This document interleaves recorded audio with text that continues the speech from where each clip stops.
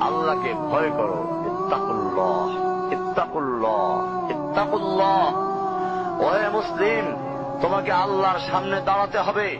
তোমার হিসাব নেওয়ার জন্য আল্লাহই যথেষ্ট, যিনি সব জানেন। তুমি যা গোপন করো ও প্রকাশ করো। তোমাকে অবশ্যই মৃত্যু বরণ করতে হবে।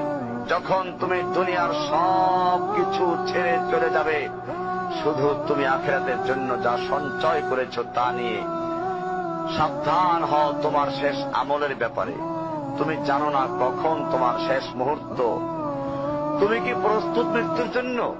তুমি কি প্রস্তুত কবরের সওয়াল জবাবের জন্য? তুমি কি প্রস্তুত ভয়াবহ কিয়ামতের জন্য, হাসরের ময়দানের জন্য, হিসাব নিকাশের জন্য, আল্লাহকে জবাব দেওয়ার জন্য, মিজানের জন্য?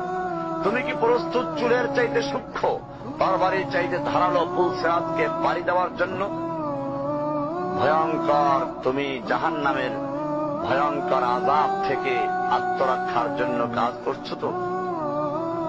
যার ইন্ধন মানুষ এবং পাথর, যারা আগুন ভয়ঙ্কর উত্তাপ সম্পন্ন কালো বর্ণের, যা হৃদয় পর্যন্ত জ্বালিয়ে দেবে, এমন উত্তপ্ত পানি যা নাড়ি ভুঁড়িকে বের করে দিবে। রয়েছে খাবারে হিসাবে জাক্কুম ও গলিত পুঁজ।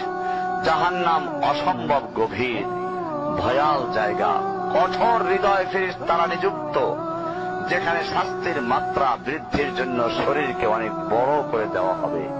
চামড়াগুলো জ্বলে যাবে, বের হতে চাইবে, বের হতে পারবে না। মৃত্যুকে ডাকবে, মৃত্যু আসবে না। ভয়ঙ্কর শাস্তি যা অনন্তকাল ব্যাপী চলতে থাকবে।